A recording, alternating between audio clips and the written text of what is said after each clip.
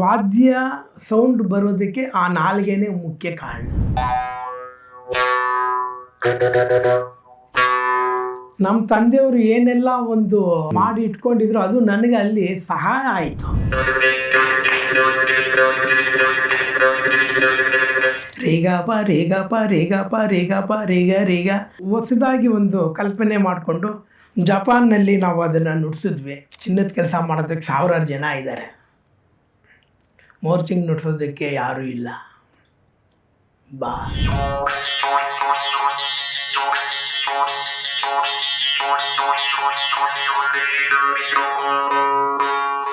ವಾದ್ಯಗಳು ನಾನು ನುಡ್ಸೋಕ್ಕೆ ಶುರು ಮಾಡಿದೆ. ಆ ಕಡೆ ಎಲ್ಲ ಹೋಗಿ ಎಲ್ಲಿ ಹೋದ್ರೂ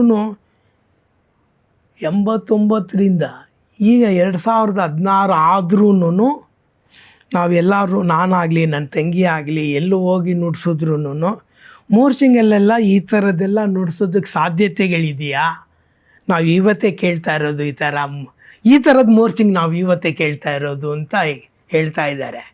ಅಂದರೆ ನಾವು ಆವಾಗಿಂದ ನುಡ್ಸ್ಕೊಂಡು ಬಂದ್ರೂ ಇನ್ನೂ ಜನಗಳು ಈ ಥರ ವಾದ್ಯಗಳೆಲ್ಲ ನುಡ್ಸೋದಕ್ಕೆ ಸಾಧ್ಯತೆ ಇದೆಯಾ ಅನ್ನೋದು ಇನ್ನು ಜನಗಳಿಗೆ ನಾವು ಇನ್ನೂ ತಲುಪಿಸ್ತಾನೇ ಇದ್ದೀವಿ, ಇನ್ನು ತಲುಪಿಸ್ಬೇಕು.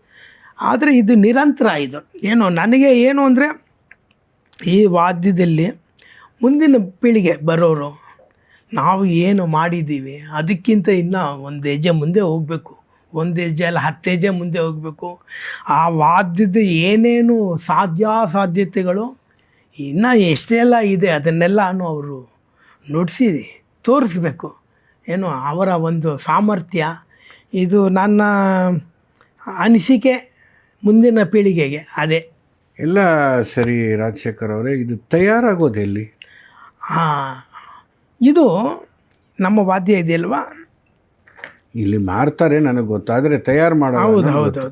ಇದು ನೋಡಿ, ಇದು ಮೂಲತಃ ಈ ಥರ ಇರುತ್ತೆ ವಾದ್ಯ. ಇದು ಕಬ್ಬಿಣದಲ್ಲಿ ಮಾಡಿರೋದು. ಇದು 2 ಪಾರ್ಟ್ ಇದಕ್ಕೆ. ಒಂದು ಫ್ರೇಮು,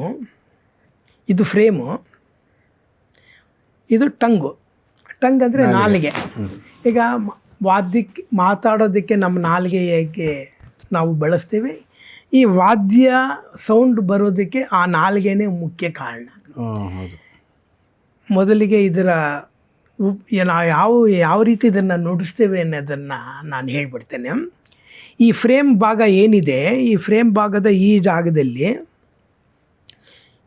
ಈ ಭಾಗದಲ್ಲಿ ನಾವು ಇದನ್ನು ಹಲ್ಲುಗಳ ಮಧ್ಯೆ ಇಟ್ಕೊತೀವಿ. ಹೀಗೆ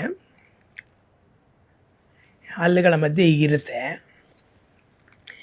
ಈ ನಾಲಿಗೆ ತುದಿ ಇದೆಯಲ್ವಾ, ಅದನ್ನು ಹಿಂಗೆ ಮೀಟ್ತೀವಿ. ಆ ಮೀಟೋದ್ರಿಂದ ಆ ನಾಲಿಗೆ ವೈಬ್ರೇಟ್ ಆಗುತ್ತೆ. ಆ ವೈಬ್ರೇಟ್ ಆಗೋದೇ ಶಬ್ದ. ನಮ್ಮ ಬಾಯಿ ರೆಸೊನೇಟರ್ ಅಂದರೆ ಸೌಂಡ್ ಬಾಕ್ಸ್ ಥರ ಕೆಲಸ ಮಾಡುತ್ತೆ. ಈಗ ಉದಾಹರಣೆಗೆ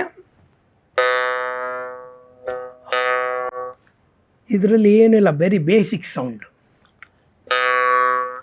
ನನ್ನ ನಾಲಿಗೆ ಆಗಲಿ ಯಾವುದು ಏನೂ ವ್ಯತ್ಯಾಸ ಇಲ್ಲ, ಸುಮ್ಮನೆ ಪ್ಲೈನ್ ಸೌಂಡು. ಈಗ ನಾಲಿಗೆ ಇಲ್ಲಿ ಏನು ಇದರ ಒಂದು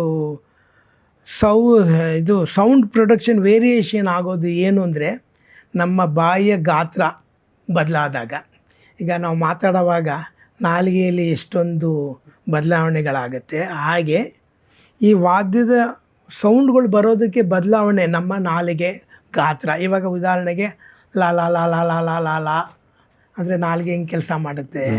ಈಗ ಅದೇ ವಾದ್ಯ ಇಟ್ಕೊಂಡ್ರೆ ಹೆಂಗೆ ಸೌಂಡ್ ಬರುತ್ತೆ. ಲಾ ಲಾ ಲಾ ಲಾ ಲಾ ಆಡೋದಲ್ಲ, ಲಾ ಲಾ ಲಾ ಲಾ ಲಾ ಅಂತ ಹೇಳ್ತೀನಿ ನಾನು.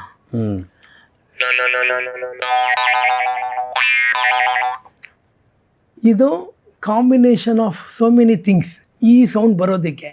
ಬರೀ ಲಲ ಮಾತ್ರನೇ ಅಲ್ಲ, ಇಲ್ಲಿ ಬಾಯಿಯ ಗಾತ್ರ ಹೀಗೆ ಅಲ್ಲಾಡುತ್ತೆ.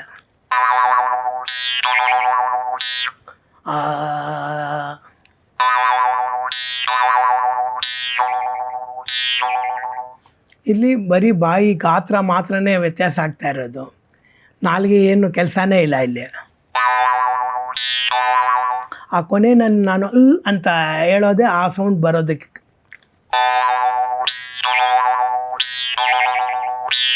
ಇವಾಗ ಹೇಳ್ತಾ ಇರೋದು ಲ ಲ ಲ ಲ ಲ ಲ ಲ. ಇದು ಈ ವಾದ್ಯದ ವೈಶಿಷ್ಟ್ಯತೆ ಏನು ಅಂದರೆ ಸಸ್ಟೈನು. ಬೇರೆ ಯಾವ ವಾದ್ಯದಲ್ಲೂ ಇಲ್ಲದೇ ಇರೋವಂಥ, ಲಯವಾದ್ಯದಲ್ಲಿ ಇಲ್ಲದೇ ಇರೋವಂಥ ಒಂದು ಸಸ್ಟೈನೇ ಈ ವಾದ್ಯದ ಒಂದು ವೈಶಿಷ್ಟ್ಯ. ಈಗ ಮೃದಂಗ, ಕಂಜರ, ಘಟ ಯಾವುದೇ ಆದ್ರೂ ಇಷ್ಟು ಸಸ್ಟೈನಿಟಿ ಇರೋದಿಲ್ಲ. ಹೌದು.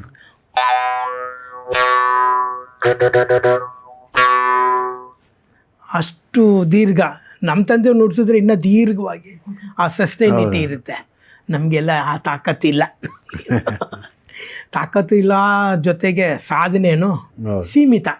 ಈಗ ನಮಗೆ ಏನು ಹೇಗೆ ಅಂದರೆ ಅವರು ಎಷ್ಟು ಕಷ್ಟ ಬಿದ್ದಿದ್ದಾರೆ. ನನಗಾಗಲಿ ನನ್ನ ತಂಗಿಗಾಗಲಿ ಭಾಳ ಸುಲಲಿತವಾಗಿ, ಭಾಳ ಈಸಿಯಾಗಿ. ನಾನಾದರೂ ಸ್ವಲ್ಪ ಕಷ್ಟ ಬಿದ್ದಿದ್ದೀನಿ. ನನ್ನ ತಂಗಿ ಅಂತೂ ಭಾಳನೇ ಸುಲಲಿತವಾಗಿ ಆಟ ಆಡ್ಕೊಂಡೇ ಕಳಿಸ್ಬಿಟ್ಲು ಅವಳು. ನಾವಾದ್ರೂ ಸ್ವಲ್ಪ ಸಾಧನೆ ಮಾಡಿದ್ದೀವಿ ಅಂದರೆ, ಅವಳು ಸಾಧನೆ ಮಾಡಿಲ್ಲ ಅಂತಲ್ಲ, ಅವಳು ಅದನ್ನು ಆ ವಾದ್ಯನ ಕರಗತ ಭಾಳ ಸುಲಭವಾಗಿ ಕರಗತ ಮಾಡ್ಕೊಂಡ್ಬಿಟ್ಲು. ಅದು ಜೊತೆಗೆ ಅವರಿಗೆ ಒಳ್ಳೊಳ್ಳೆ ಅವಕಾಶಗಳು ಮಾಡಲೇಬೇಕಾದಂಥ ಇದು ಸುಲಭವಾಗಿ ಆಯಿತು. ಸೊ ಇನ್ನೂ ಒಂದು ನನ್ನ ಒಂದು ಅಡ್ವಾಂಟೇಜು ಏನು ಅಂದರೆ, ನಾನು ನಮ್ಮ ಸ್ಯಾಕ್ಸಫೋನ್ ಕದ್ರಿ ಗೋಪಾಲನಾಥ್ರವ್ರ ಜೊತೆ ಹೋಗ್ತಾ ಇದ್ದಾಗ ಮೃದಂಗ ಅಲ್ದಿರ ಡೋಲು ಜೊತೆನೂ ತಬಲಾ, ಡೋಲು ಈ ಥರದ ಎಲ್ಲ ವಾದ್ಯಗಳ ಜೊತೆನೂ ನುಡಿಸಿ ಅವ್ರ ಜೊತೆ ಸರಿಸೇಟಿಯಾಗಿ ನುಡಿಸೋವಾಗ ನಮ್ಮ ತಂದೆಯವರು ಏನೆಲ್ಲ ಒಂದು ಅವರು ಮಾಡಿ ಇಟ್ಕೊಂಡಿದ್ರು ಅದು ನನಗೆ ಅಲ್ಲಿ ಸಹಾಯ ಆಯಿತು ಆ ಥರ ಅಲ್ಲೆಲ್ಲ ನುಡಿಸೋದಕ್ಕೆ.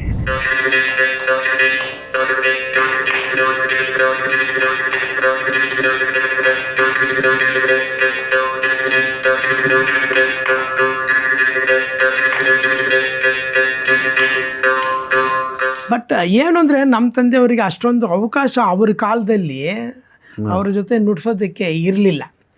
ಅದು ಇನ್ನೊಂದು ಮಧ್ಯ ಕೂತವ್ರಿಗೆ ಅಂದರೆ ಸಂಗೀತಗಾರರಿಗೆ ಅದು ಒಂದು ವಾದ್ಯ, ಅವ್ರಿಗೊಂದು ಅವಕಾಶ ಕೊಡಬೇಕು ಅನ್ನೋದೊಂದು ದೊಡ್ಡ ಮನಸ್ಸಿರಬೇಕು, ಬ್ರಾಡ್ ಮೈಂಡೆಡ್ನೆಸ್. ಅವ್ರಿಗೊಂದು 5 ನಿಮಿಷ ಬಿಡೋಣ. ಮೃದಂಗದವರು ಇರಬೇಕು ಆ ಥರದವರು. ಈಗ ನೋಡಿ, ಅದೊಂದು ಹೇಳೋದು ನಾನು ಮರೆತೆ. ಹಿಂದಿನ ಕಾಲದಲ್ಲಿ ಕಚೇರಿಗಳಲ್ಲಿ ಮೋರ್ಚಿಂಗು ಇದ್ರೂ ತನಿ ಆವರ್ತನದಲ್ಲಿ ಅವರಿಗೆ ಅವರು ವೈಯಕ್ತಿಕವಾಗಿ ನುಡಿಸುವಂಥ ಒಂದು ಅವಕಾಶ ಇರಲಿಲ್ವಂತೆ.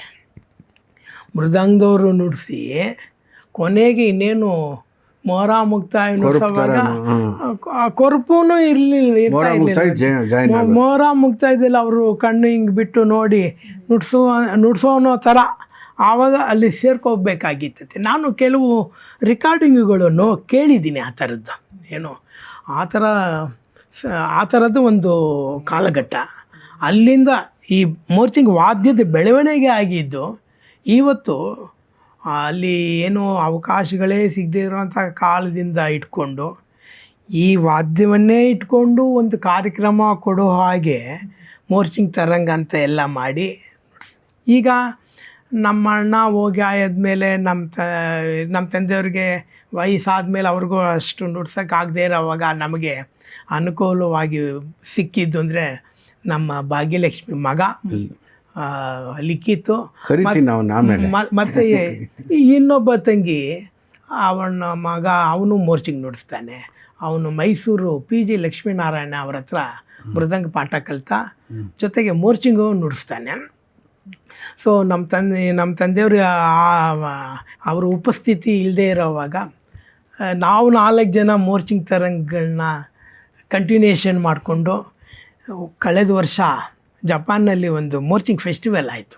ಅಲ್ಲಿ ನಮ್ಮನ್ನು ವಿಶೇಷವಾಗಿ ಕರೆದು ನಾವು 4 ಜನನೂ ಹೋಗಿ ಇನ್ನೊಂದು ಸ್ಟೆಪ್ಪು ವಿಶೇಷವಾಗಿ ಮೈಸೂರಲ್ಲೇ ಇರ್ತಾರಲ್ವ ಲೀಲಾವತಿ ಅವ್ರ ಮಗ ವಿಜಯ ಆನಂದ್ ಅಂತ, ಅವನೀಗ ಬೆಂಗಳೂರಲ್ಲೇ ಇದ್ದಾನೆ. ಕೆಲಸದ ಒತ್ತಡ. ಸೊ ಹಾಗಾಗಿ ಈ ಥರದ ಒಂದು ನಾವು ಆಮ್ಸ್ಟರ್ಡ್ಯಾಮಲ್ಲಿ ನುಡಿಸಿದ್ದದ್ದು ಒಬ್ಬರು ನೋಡಿ ಜಪಾನ್ಗೆ ನಮ್ಮನ್ನು ಇನ್ವೈಟ್ ಮಾಡಿ, ನಾವು ಈಗ ಈ ಮೋರ್ಚಿಂಗ್ ತರಂಗಲ್ಲಿ ಸ್ವರಗುಚ್ಛ ಅಂತ ಒಂದು ಹೊಸದಾಗಿ ಒಂದು ಕಲ್ಪನೆಯಲ್ಲಿ ಅದು ಮಾಡ್ಕೊಂಡಿದ್ದೀವಿ. ಸಾಕಷ್ಟು ಅದಕ್ಕೆ ನಾವು ಎಲ್ಲ ಒಟ್ಟಿಗೆ ಸೇರಿಕೊಂಡು ಸಾಧನೆ ಮಾಡಿದ್ದೀವಿ. ಏನಂದರೆ ಸರಿಗ ಸರಿಗ ಪದ ಸ ಸರಿಗ ಸರಿಗ ಸರಿಗ ಸರಿಗ ಸರಿ ಸರಿ ರಿಗ ಪ ರಿಗ ಪ ರಿಗ ಪ ರಿಗ ಪ ರಿಗ ರಿಗ ಗ ಪದ ಗ ಪದ ಗ ಪದ ಗ ಪದ ಗ ಪ ಗ ಪ ಪದ ಸ ಪದ ಸ ಪದ ಸ ಪದ ಪದ ಸದ ಪ ಸದ ಪ ಸದ ಪ ಸದ ಸದ ಹಾಗೆ ಆರೋಹಣ ಅವರೋಹಣ ಕ್ರಮದಲ್ಲಿ. ಆಮೇಲೆ ಜಂಟಿ ಸ್ವರಗಳು ಸ ಸ ರಿ ರಿ ಗ ಗ ಪ ಪ ಗ ಗ ಪ ಪ ದ ದ ಪ ಪ ದ ದ ಸ ಸ. ಸೊ ಈ ಥರದ್ದೆಲ್ಲ ಒಂದು ಹೊಸದಾಗಿ ಒಂದು ಕಲ್ಪನೆ ಮಾಡಿಕೊಂಡು ಜಪಾನ್ನಲ್ಲಿ ನಾವು ಅದನ್ನು ನುಡಿಸಿದ್ವಿ. ಅದಕ್ಕಿಂತ ಮುಂಚೆ ನಮಗೆ ಆ ಥರದ ಒಂದು ಅವಕಾಶ ಸಿಕ್ಕಿದ್ದು ಸುಕನ್ಯಾ ರಾಮ್ಗೋಪಾಲ್ ಅವರ ಒಂದು ಕಾರ್ಯಕ್ರಮದಲ್ಲಿ. ಅದೇನು ಸಂದರ್ಭ ಅದು 25 years of ಘಟತರಂಗ, ಅದಕ್ಕೆ ಒಂದು ಕಾರ್ಯಕ್ರಮ ಮಾಡಿದ್ರು. ಸೊ ಅದಕ್ಕೆ ನಾವು ಒಂದು ಹೊಸದಾಗಿ ಏನಾದ್ರು ಒಂದು ಮಾಡಬೇಕು ಅಂತೇಳಿ ಈ ಥರದ್ದೊಂದು ಆಲೋಚನೆ ಮಾಡಿ ಫಸ್ಟ್ ಟೈಮ್ ನಾವು ಅಲ್ಲಿ ಅದನ್ನು ಪ್ರಯೋಗ ಮಾಡಿದ್ದು. ಸೊ ಈಗ ಮೊನ್ನೆ ಜಪಾನ್ನಲ್ಲಿ ಆ ಫೆಸ್ಟಿವಲಲ್ಲಿ ನಮಗೆ ಅದಕ್ಕೆ ಒಂದು ವಿಶೇಷವಾದಂಥ ಒಂದು ಪ್ರಶಂಸೆ ಆಯಿತು.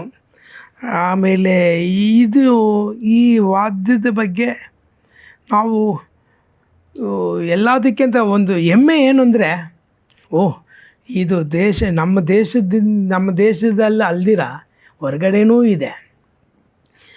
ಸೊ ನಾನು ರೀಸೆಂಟಾಗಿ ಅಲ್ಲಿ ಯಕೂತಿಯಾ ಅಂತ ಒಂದು ದೇಶ, ರಷ್ಯಾದ ಒಂದು ಪ್ರಾಂತ್ಯ, ಅದು ಹಳೆಯ ಯುನೈಟೆಡ್ ರಷ್ಯಾದ, ಈಗ ಅದು ಸಪ್ರೇಟಾಗಿ ಇಂಡಿವಿಜುವಲ್ ಸ್ಟೇಟ್. ಅದು ಅಲ್ಲಿ ಯಾಕುಸ್ಕ್ ಅಂತ ಅದು ಊರಿನ ಹೆಸರು. ಅದು ಪ್ರಪಂಚದಲ್ಲೇ ಕೋಲ್ಡೆಸ್ಟು ಸಿಟಿ. ನಾನು ಹೋದಾಗ ಅಲ್ಲಿ -40 ಡಿಗ್ರೀಸ್. ಅಲ್ಲಿ ಪ್ರತಿ ವರ್ಷ ನವೆಂಬರ್ 30ನೇ ತಾರೀಕು ಅವರು ಮೋರ್ಚಿಂಗ್ ದಿನಾಚರಣೆ ಅಂತ ಮಾಡ್ತಾರೆ, ವರ್ಲ್ಡ್ ಮೋರ್ಚಿಂಗ್ ಡೇ. ಅಲ್ಲಿ ಅದಕ್ಕೆ ನನ್ನನ್ನು ವಿಶೇಷವಾಗಿ ಗೆಸ್ಟಾಗಿ ಕರೆದಿದ್ರು, ನಾನು ಹೋಗಿದ್ದೆ. ಆದರೆ ನನ್ನ ತಂಗಿ ಅದಕ್ಕಿಂತ ಮುಂಚೆ 22ರಲ್ಲಿ ಅವಳು ಅಲ್ಲಿ ಕಾರ್ಯಕ್ರಮ ಕೊಡೋಕೆ ಹೋಗಿದ್ಳು. ಸೊ ಹಾಗಾಗಿ ಅವಳು ಆ ಮ್ಯೂಸಿಯಮ್ನ ನೋಡ್ಕೊಂಬಂದಿದ್ಲು. ನಮಗೆ 2006ನಲ್ಲಿ ನಾವು ಆಮ್ಸ್ಟರ್ಡ್ಯಾಮ್ಗೆ ಹೋದಾಗ ಅದರ ಬಗ್ಗೆ ಮಾಹಿತಿ ಇತ್ತು. ಸರಿ, ನನಗೊಂದು ಕನಸಿತ್ತು, ಒಂದು ಸಲ ಆದರೂ ಅಲ್ಲಿ ಮೋರ್ಚಿಂಗ್ ಕಲಾವಿದನಾಗಿ ಒಂದು ಸಲ ಆದರೂ ಅದನ್ನು ನೋಡಬೇಕಲ್ಲ. ನಮಗೆ ಕಾಶಿ ಇದ್ದಂಗೆ ನಮ್ಮ ವಾದ್ಯದ ಕಾಶಿ ಅದು. ಸರಿ, ಅಲ್ಲಿ ಹೋಗಿ ಒಂದು ಅವಕಾಶ ಬಂತು, ಅವರಾಗೇ ಕರೆದ್ರು, ಈ ಥರ ಬನ್ನಿ, ಗೆಸ್ಟಾಗಿ ಬನ್ನಿ ಅಂತ. ಸರಿ, ಹೋಗಿದ್ದೆ. ಆವಾಗ ಅಲ್ಲಿ ಎಲ್ಲ ವಾದ್ಯದ, ಎಲ್ಲ ಪ್ರಪಂಚದಾದ್ಯಂತ ಇರೋವಂಥ ಎಲ್ಲ ಥರದ ವಾದ್ಯಗಳೂ ಅಲ್ಲಿ ಅವರು ನೋಡೋಕ್ಕಿಟ್ಟಿದ್ರು. ನೋಡಿ ಸಂತೋಷ ಆಯಿತು. ಇದ್ರ ಜೊತೆಗೆ ಇನ್ನೂ ಒಂದು ಏನು ಅಂದರೆ, ಈ ವಾದ್ಯ, ನಮ್ಮ ಮೋರ್ಚಿಂಗ್ ವಾದ್ಯ ಚಂದ್ರಮಂಡಲಕ್ಕೆ ಹೋಗಿದೆ ಏನು. ಸೊ ಅಸ್ಟ್ರಾನಮರು ಆ ವಾದ್ಯನ ಕೈನಲ್ಲಿ ಇಟ್ಕೊಂಡಿರೋ ಅಂಥ ಒಂದು ಫೋಟೋ ಅಲ್ಲಿ ಇಟ್ಟಿದ್ದಾರೆ. ಸೊ ಅವರು ಹೆಮ್ಮೆಯಿಂದ ಹೇಳ್ಕೊಳ್ಳೋದೇನು ಅಂದರೆ, the only instrument, musical instrument that has travel to space. Moon morching. ನಿಮ್ಮ ತಂದೆ ಕಾಲದವರು ಅಂತ ನನಗೆ ಜ್ಞಾಪಕ ಬರೋದು ಬಳ್ಳಾರಿ ರಮೇಶ್ ನುಡ್ಸೋರು. ಅಫ್ಕೋರ್ಸ್ ನಮ್ಮ ಬಳ್ಳಾರಿ ರಾಘವೇಂದ್ರ ನುಡ್ಸೋರು, ಆದರೆ ಅದು ಅವ್ರಿಗಿನ್ನ ಹಿರಿಯರು. ನಿಮ್ಮ ಸಮಕಾಲೀನರಲ್ಲಿ ನೀವು ಯಾರನ್ನ ಇಷ್ಟಪಡ್ತೀರಿ ಮೋರ್ಚಿಂಗ್ ವಾದ್ಯದಲ್ಲಿ? ಈಗ ನಾನು ನೋಡಿದ ಹಾಗೆ ನಮ್ಮ ರಾಜ್ಯದಲ್ಲಿ ವಿಶೇಷವಾಗಿ ಬಳ್ಳಾರಿ ವೆಂಕಟೇಶಾಚಾರ್ಯ ಅವ್ರ ಮಗ ರಾಘವೇಂದ್ರ ಅಂತ ಒಬ್ಬರು, ಅವರು ಚೆನ್ನಾಗಿ ಹಾಡೋರು. ಜೊತೆಗೆ ಅಷ್ಟೇ ಪರಿಣಿತಿಯಿಂದ ಮೋರ್ಚಿಂಗು ನಾನು ಕೇಳಿದ್ದೀನಿ, ಜೊತೆ ನುಡಿಸಿದ್ದೀನಿ. ಅವ್ರ ತಮ್ಮ ಗುರುರಾಜ್ ಅವರು ಮೋರ್ಚಿಂಗ್ ನುಡಿಸ್ತಾ ಇದ್ರು. ಅವರು ಆಕಾಶವಾಣಿಯಲ್ಲಿ ಸೇರಿಕೊಂಡು ಆಕಾಶವಾಣಿ ನಿಲಯದ ಕಲಾವಿದರಾಗಿದ್ದರು. ಅದಲ್ದಿರ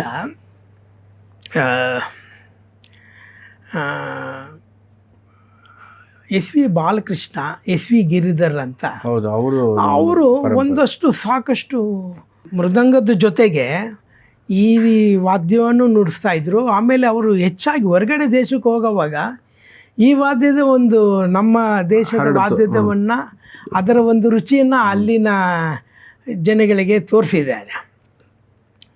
ಏನು ಎಲ್ಲ ಸಾಕಷ್ಟು ಇದು ಮಾಡಿದ್ದಾರೆ. ಆಮೇಲೆ ನಮ್ಮ ತಂದೆಯವ್ರದ್ದು ಇದಾಯ್ತಲ್ವ, ಟಾಪ್ ರ್ಯಾಂಕು ನಮ್ಮ ರಾಜ್ಯದಲ್ಲಿ ಮೋರ್ಚಿಂಗಿಗೆ ಬಂದದ್ದೇ ನನಗೆ ಫಸ್ಟು. ಅದೊಂದು ಹೆಮ್ಮೆ ನನಗಿದೆ. ಅದಾದಮೇಲೆ ಅವನು ಗುರುರಾಜ್ ಅನ್ನೋರು ಅವ್ರದ್ದು ಟಾಪ್ ರ್ಯಾಂಕ್ ಆಯಿತು. ಅದಾದಮೇಲೆ ಎಸ್ ವಿ ಬಾಲಕೃಷ್ಣ ಅವ್ರದ್ದು ಟಾಪ್ ರ್ಯಾಂಕ್ ಆಯಿತು. ಈಗ ಇತ್ತೀಚೆಗೆ ನನ್ನ ತಂಗಿ, ಹೌದು, ಬಹುಶಃ ಲೇಡೀಸಲ್ಲೇ ಮೊದಲನೇ ಟಾಪ್ ರ್ಯಾಂಕ್ ಅಂತ ಅನ್ಕೊಳ್ತೀನಿ. ನನಗೆ ಭಾಗ್ಯ ಬಿಟ್ರೆ ಇನ್ನು ನಾನು ಯಾರು ಗೊತ್ತಿಲ್ಲ ನನಗೆ. ಏನೋ ಫಸ್ಟು ಆ ವಾದ್ಯದಲ್ಲಿ ಒಬ್ಬ ಮಹಿಳೆಗೆ ಟಾಪ್ ರ್ಯಾಂಕ್. ಚೆನ್ನೈನಲ್ಲೂ ನೋಡಿಲ್ಲ ನಾನು, ಇರ್ಬೋದೇನೋ, ಇರ್ಬಹುದು, ಕಾಣ್ತಾ ಇಲ್ಲ. ಕಚೇರಿಗೆ ನುಡ್ಸೋ ಹಾಗೆ ಇಲ್ಲಿ ಇನ್ನು ಯಾರು ತಯಾರು ನೀವೇ ಮಾಡ್ಬೇಕಷ್ಟೇ. ಹೌದು ಸರ್, ನನಗೆ ಅದೊಂದಿದೆ ನನ್ನ ಇಲ್ಲ, ಅದು ಏನ್ ಗೊತ್ತಾ, ಹೌದು. ಪರಂಪರೆ ಮುಂದುವರಿಬೇಕಾದ್ರೆ ನಮ್ಮ ಮಕ್ಕಳು ಹೇಗೋ ಕಲಿತಾರೆ, ಆದರೆ ಇನ್ನೊಂದು 4 ಜನಕ್ಕೆ ಮಾಡಿದ್ರೇನೆ ಒಂದೊಂದು ವಾದ್ಯ ಈಗ ನೋಡಿ, ಮುಖವೀಣೆ ಅಂತ ಒಂದಿತ್ತು, ನಾರಾಯಣಪ್ಪನವ್ರು ನುಡಿಸ್ತಾ ಇದ್ರು. ಅದಾದಮೇಲೆ ಈಗ ಆ ಒಂದು ಇದರಲ್ಲಿ ಯಾರೂ ಇಲ್ಲವೇ ಇಲ್ಲ, ಯಾರೂ ಇಲ್ಲ. ಅಂದರೆ ಜಾನಪದದಲ್ಲಿ ಯಾರೋ ಇದ್ದಾರೆ, ಬಟ್ ಶಾಸ್ತ್ರೀಯವಾಗಿ ಉತ್ತರ ಕರ್ನಾಟಕದಲ್ಲೇ ಜಾಸ್ತಿ ಇರೋದು ಇದೆ. ಈ ಕಡೆ ಇಲ್ಲೂ ನಾವು ನೋಡಿದಂಗೆ ಶಾಸ್ತ್ರೀಯವಾಗಿ ಯಾರು. ನಾನು ನೋಡಿದೆ ಗುಡಿಬಂಡೆ ಹತ್ರ ಒಂದು ಹಳ್ಳಿಲಿ ಆಂಜನಪ್ಪ ಅಂತ ಇದ್ದಾರೆ. ಅವ್ರು ಒಂದಿನ ಮೀಟ್ ಮಾಡಿದೆ, ನಾನು ಅಧ್ಯಕ್ಷನಾಗಿದ್ನಲ್ಲ ಅವಾಗ.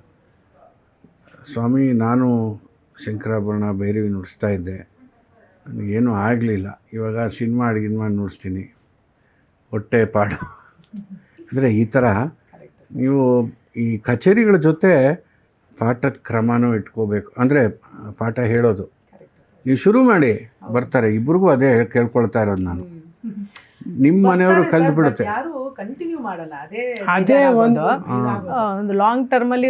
ಈಗ ನನ್ಗೆ ಆಕ್ಚುಲಿ ಪಾಠಕ್ಕೆ ಅಂತ ನನ್ನ ಹತ್ರ ಪಾಠಕ್ಕೆ ಬಂದವರೇ ಡ್ಯೂರಿಂಗ್ ಕೋವಿಡ್ ಟೈಮಲ್ಲಿ. ನನಗೆ ಅದೊಂದು ಚಾಲೆಂಜ್ ಆಗಿತ್ತು, ಯಾಕೆಂದ್ರೆ ಮನೆಗೆ ಬರೋಕ್ಕಾಗಲ್ಲ, ಆನ್ಲೈನಲ್ಲಿ ಹೇಳ್ಕೊಡ್ಬೇಕು. ಸೊ ಆ ಥರ ತುಂಬಾನೇ ಬೇರೆ ದೇಶದವರೆಲ್ಲ ಕಲ್ತ್ಕೊಂಡ್ರು ಆ ಡ್ಯೂರೇಷನಲ್ಲಿ ಅಷ್ಟೇ. ಆಮೇಲೆ ಅಗೇನ್ ನೋ ಬಡಿ ಟರ್ನ್ಡ್ ಬ್ಯಾಕ್. ಬಟ್ ನನ್ನ ಒಂದು ಇದು ಶಬ್ದ ಬಂದರೆ ಏನೋ ಒಂದು ಮಾಡ್ಕೊಂಡ್ಬಿಡ್ತಾರೆ. ಬಟ್ ನನ್ನ ಮನಸ್ಸಲ್ಲಿ ಇದೆ ಸರ್, ನಮ್ಮ ದೇಶದಲ್ಲಿ, ನಮ್ಮ ಸೌತ್ ಇಂಡಿಯಾದಲ್ಲಿ, ನಮ್ಮ ಬೆಂಗಳೂರಲ್ಲೇ ಯಾರಾದರೂ ಒಬ್ಬರು ಹೆಂಗಸರು ಬಂದರೆ ತುಂಬ ಚೆನ್ನಾಗಿರುತ್ತೆ ಆಫ್ಟರ್ ಮೀ ಅಂತ. ನೋಡೋಣ, ಅದು ನನ್ನ ಒಂದು ಸಂಕಲ್ಪ ಅಂತಾನೆ ಹೇಳಬೇಕು. ನೋಡೋಣ, ಭಗವಂತನ ಇಚ್ಛೆ ಹೇಗಿದೆಯೋ ಗೊತ್ತಿಲ್ಲ. ಕರೀತಾ ಇರಬೇಕು, ರಿಸ್ಕ್ ತಗೋಬೇಕು. ಆವಾಗಲೇ ಕಲಾವಿದನೂ ಬೆಳೆಯೋದು, ವಾದ್ಯನೂ ಬೆಳೆಯೋದು. ಕಲಾವಿದ ಎರಡು ಬೆಳಿ. ನಾವು ಹೇಳಬೇಕು ಆರ್ಗನೈಸರ್ ಆಗಿ, ಇಲ್ಲಮ್ಮ ನೀವು ಹಾಕೋಬೇಕು, ಇಲ್ಲ ಸ್ವಾಮಿ ನೀವು ಹಾಕೋಬೇಕು, ಅದು ಒಂದು ವಾದ್ಯ. ಈಗ ಇನ್ನೂ ಒಂದು ಸಂದರ್ಭ ಏನು ಹೇಳ್ತೀನಿ ಅಂದರೆ, ಉತ್ತೇಜನ ಯಾವ ಮಟ್ಟದಲ್ಲಿ ಇತ್ತು ನನಗೆ ಅಂದರೆ, ಒಂದು ಸಮಯದಲ್ಲಿ ನಾನು ಕದ್ರಿಯವ್ರ ಜೊತೆ ಓಡಾಡಿ ಸಾಕಪ್ಪ ಅನ್ನಿಸ್ಬಿಟ್ಟಿತ್ತು.